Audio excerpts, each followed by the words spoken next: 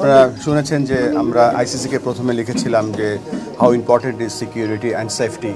আমাদের স্কোপ আছে হচ্ছে খেলোয়াড়দের দেখা, কিন্তু খেলোয়াড়ের বাইরে যে বড় একটা জনগোষ্ঠী আছে, আমাদের সাংবাদিকরা আছেন, আমাদের ক্রিকেট স্পন্সররা আছেন, আমাদের ক্রিকেটের লাভাররা আছেন, অনেক খেলা দেখতে যাবে, সমস্ত সিকিউরিটি তো ক্রিকেট বোর্ডের পক্ষে দেওয়া বা জিজ্ঞেস করা সম্ভব নয়। এই জন্য আমরা সরকারের নির্দেশনা নিচ্ছি, কারণ আপনারা জানেন যে আমাদের যে কোনো বিদেশ ট্রিপে যাওয়ার সময় আমাদের গভর্নমেন্ট অর্ডার লাগে। তো সেই অর্ডারটার পজিশনটা আমরা জানতে এসেছিলাম, আমরা জেনে গিয়েছি যে আমরা সকলে একসাথে এই যে সেফটি এবং সিকিউরিটি যদি ইমপ্রুভ না করে আমরা এই বিশ্বকাপে আমরা ফাইট করে যাব ফর আওয়ার রাইটস। আপনার তো একটা আপনাদের সিদ্ধান্ত চেঞ্জ করবেন সেফটির উপর ডিপেন্ড করছে কিছু সম্পূর্ণ না, এটা তো আমরা তো একটা ভ্যালিড রিজন নিয়ে কথা বলছি বা আমরা রেজ করছি। আমরা তো এতগুলো বিশ্বকাপ খেলেছি, কখনো এই ধরনের কথা বলিনি। আমাদের কাছে মনে হচ্ছে তাই আমরা এটা রেজ করেছি স্ট্রংলি। আইসিসি যদি বলে যে না আপনাদের এখানেই খেলতে হবে, তখন আসলে আপনারা সিদ্ধান্ত পরিবর্তন করবেন কিনা? না, আইসিসিকে আমরা বোঝাবো, আমাদের মন্ত্রী মহোদয় যেভাবে বলে গেলেন আমরা বোঝাবো। কেননা দেখেন, পূর্বেও কিন্তু সিকিউরিটির কারণে বিভিন্ন এই ধরনের ইভেন্ট হয়েছে, এবং আপনারা জানেন যে হাইব্রিড বিশ্বকাপ যে হচ্ছে সেটার মূল কারণটাই কিন্তু সিকিউরিটি। সো আমরা আশা করছি যে আমরা যে আমাদের রিজনগুলো আছে সেগুলো আমরা এস্টাবলিশ করতে পারবো। কিন্তু অন্য আরো দেশ খেলতে যাবে, তো তাদের নিরাপত্তার বিষয়টিও চলে আসবে নিশ্চয়ই। তারা যদি কমপ্লেন না করে আমাদের কমপ্লেনটা টিকবে কিনা, আপনি কি মনে করছেন? না, আমরা তো ভ্যালিড রিজন নিয়ে কথা বলছি। এটা তো দেখেছেন তো মুস্তাফিজ যখন একটা খেলোয়াড়কেই যখন দেখলাম যে শৃঙ্খলা সিকিউরিটি দিতে অসুবিধা কারণেই তো তাকে বাদ দেওয়া হয়েছে, তখন একটা দল, একটা পুরো বাংলাদেশের জনগোষ্ঠী যারা খেলা দিতে যাবে, এটা তো বিরাট ব্যাপার। এটা ইমপ্যাক্টে কি ধরনের পড়তে পারে লং টার্ম, আপনি কি মনে করছেন? না, লং টার্ম না, আমরা দেখেন আমাদের জাতীয় দল তৈরি করছি। আমরা আপনারা জানেন যে আমাদের টিম স্কোয়াড ঘোষণা করে দেওয়া হয়েছে। আমাদের কিন্তু এই বিপিএলটা অনুষ্ঠিত হচ্ছে, কিন্তু ওয়ান অফ দ্য রিজন যে টি-20 ফরম্যাটে আমাদের টিমটা যেন ইউজ টু হয়, সব কিছু আমাদের দিক থেকে আমরা প্রস্তুতি রাখছি। সো আমাদের এখানে কোনো ছাড় নেই। যেমন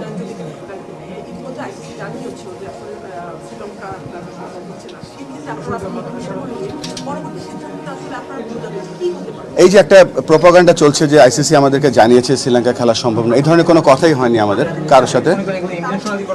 আমি জানি না, এটা একটা প্রোপাগান্ডা আমি বলবো, ফলস নিউজ। কেননা এখনো আইসিসির সাথে আমাদের যোগাযোগ হয়েছে একটা, আমরা তাদেরকে জানিয়েছি, তারা আমাদেরকে জানতে চাইছে কি কি ইস্যু। তো আমরা এখন কি কি ইস্যু সেগুলো লিখে পাঠাবো।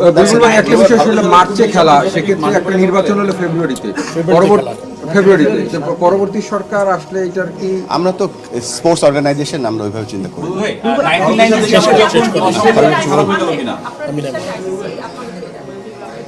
এটা তো আইসিসি তো একটা, আপনারা জানেন যে আইসিসি, ফিফা, ওয়ার্ল্ড টেনিস, এটা হচ্ছে একটা ওয়ার্ল্ড অর্গানাইজেশন, এবং তাদেরকে আমরা আমাদের যে রিজনগুলো আছে, কারণগুলো আমরা বোঝানোর চেষ্টা করি। Thank you. বিশ্বকাপে অস্ট্রেলিয়া শ্রীলঙ্কা যখন যায় না, তখন একটা কনসিকুয়েন্স ফেস করছে। বাংলাদেশ যদি না যায়, তার মানে হচ্ছে বিশ্বকাপে বাংলাদেশের পার্টিসিপেট হবে না, যেহেতু আদার কোনো ভেন্যুতে ম্যাচ নাই। সো বিসিবি কি সেটাও কনসিডার করবে? বিসিবি সেটাও কনসিডার করবে। যখন চ্যাম্পিয়ন্স ট্রফি হয়েছিল তখন ইন্ডিয়া পাকিস্তানে যায়নি, এবং পাকিস্তানও কিন্তু গত কয়েকটা বিশ্বকাপ খেলতে ইন্ডিয়াতে আসেনি। সো আমরাও আশা করছি যে আমরা একটা সঠিক অ্যান্সার পাবো। আমি একটু সহজ করে দিই আপনাকে, যদি এরকম হয় ভারতে না যাওয়ার বিনিময়ে যদি বিশ্বকাপ কনসিডার করতে হয়, কম্প্রোমাইজ করতে হয়, সিচুয়েশন আমাদেরকে বলুন, আমরা আমাদের ব্যাপারে অনড়। থ্যাংক ইউ, আপনাদের অনেক ধন্যবাদ ভাই। আজকে আমরা বাংলাদেশ ক্রিকেট বোর্ডে পরিচালকরা আছেন, বুলবুল ভাই আছেন, ফারুক ভাই আছেন, সবার সাথে বসেছি। আমরা আজকে সিচুয়েশনটা নিয়ে আলাপ করেছি। আমরা সবাই একমত হয়েছি যে বাংলাদেশ কষ্ট করে কোয়ালিফাইং রাউন্ডে কোয়ালিফাই করে বাংলাদেশ বিশ্বকাপে টি-20 বিশ্বকাপে খেলার যোগ্যতা অর্জন করেছে। আমরা ক্রীড়া পাগল নেশন, আমরা ক্রিকেট ভক্ত নেশন, আমরা অবশ্যই খেলতে চাই, কিন্তু এটা আমাদের জাতির অবমাননার বিনিময়ে আমাদের ক্রিকেটার এবং আমাদের দর্শক, আমাদের সাংবাদিক, তাদের নিরাপত্তার বিনিময়ে, দেশের মর্যাদার বিনিময়ে আমরা বিশ্বকাপ ক্রিকেট খেলতে চাই না। আজকে আমরা আইসিসি থেকে যে চিঠিটা পেয়েছি, সেই চিঠিতে পড়ে আমাদের কাছে মনে হয়েছে ভারতে যে প্রচণ্ড একটা নিরাপত্তা ইস্যু তৈরি হয়েছে বাংলাদেশি ক্রিকেটারদের জন্য, সেটা তারা রিয়ালাইজ করতে সক্ষম হয় নাই। এবং আমার কাছে মনে হয়েছে এটা নিরাপত্তা ইস্যু শুধু না, এটা জাতীয় অবমাননা ইস্যু।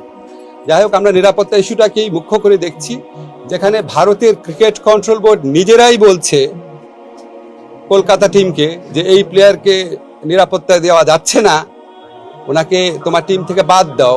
এটাই তো একটা ট্যাসিড রেকগনিশন যে ভারতে নিরাপদে খেলার মতো পরিস্থিতি নাই। আমরা ভারতের যে বিগার পিকচার আছে সাম্প্রদায়িক পরিস্থিতি, সেটা নিয়ে কিছু বলতে চাচ্ছি না। কিন্তু আমাদের ক্রিকেটের যে নিরাপত্তা, বাংলাদেশের নিরাপত্তা, বাংলাদেশের মর্যাদা, এটার প্রশ্নে আমরা কোনো আপোষ করব না।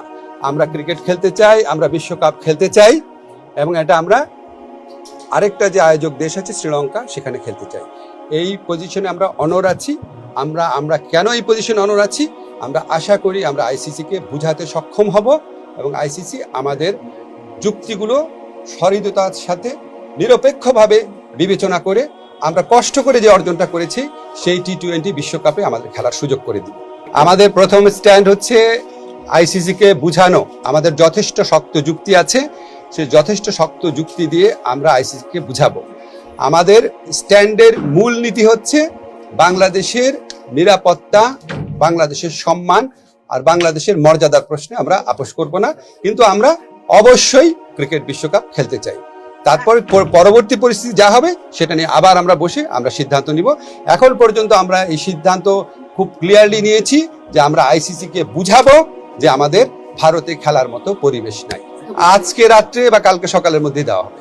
কিন্তু খেলোয়াড়ের বাইরে যে বড় একটা জনগোষ্ঠী আছে, আমাদের সাংবাদিকরা আছেন, আমাদের ক্রিকেট স্পন্সররা আছেন, আমাদের ক্রিকেটের লাভাররা আছেন, অনেক খেলা দেখতে যাবে, সমস্ত সিকিউরিটি তো ক্রিকেট বোর্ডের পক্ষে দেওয়া বা জিজ্ঞেস করা সম্ভব নয়। এই জন্য আমরা সরকারের নির্দেশনা নিচ্ছি, কারণ আপনারা জানেন যে আমাদের যে কোনো বিদেশ ট্রিপে যাওয়ার সময় আমাদের গভর্নমেন্ট অর্ডার লাগে। তো সেই অর্ডারটার পজিশনটা আমরা জানতে এসেছিলাম।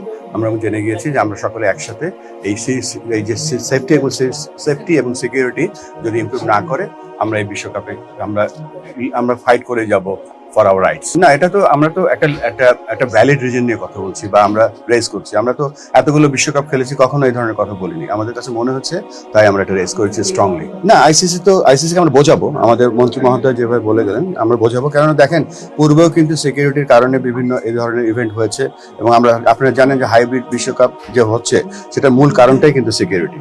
সো আমরা আশা করছি যে আমরা যে আমাদের রিজন গুলো আছে সেগুলো আমরা এস্টাবলিশ করতে পারবো। না, আমরা তো ভ্যালিড রিজন নিয়ে কথা বলছি। দেখেছেন তো মুস্তাফিজ যেমন একটা খেলোয়াড়কেই যখন দেখলাম যে শৃঙ্খলা সিকিউরিটি দিতে অসুবিধা কারণেই তো তাকে বাদ দেওয়া হয়েছে, তখন একটা দল, একটা পুরো বাংলাদেশের জনগোষ্ঠী যারা খেলা দেখতে যাবে, এটা তো বিরাট ব্যাপার। আমরা দেখেন আমাদের জাতীয় দল তৈরি করছি। আমরা আপনারা জানেন যে আমাদের টিম স্কোয়াড ঘোষণা করে দেওয়া হয়েছে। আমাদের কিন্তু এই বিপিএলটা অনুষ্ঠিত হচ্ছে, কিন্তু ওয়ান অফ দ্য রিজন যে T20 ফরম্যাটে আমাদের টিমটা যেন ইউজ টু হয়, সবকিছু আমাদের দিক থেকে আমরা প্রস্তুতি রাখছি। সো আমাদের এখানে কোনো ছাড় নেই। এই যে একটা প্রোপাগান্ডা চলছে যে আইসিসি আমাদেরকে জানিয়েছে শ্রীলঙ্কা খেলা সম্ভব না, এই ধরনের কোনো কথাই হয়নি আমাদের কারোর সাথে। আমি জানি না, এটা একটা প্রোপাগান্ডা আমি বলবো, ফলস নিউজ। কেননা এখনো আইসিসির সাথে আমাদের যোগাযোগ হয়েছে একটা, আমরা তাদেরকে জানিয়েছি, তারা আমাদেরকে জানতে চাইছে কি কি ইস্যু। তো আমরা এখন কি কি ইস্যু সেগুলো লিখে পাঠাবো।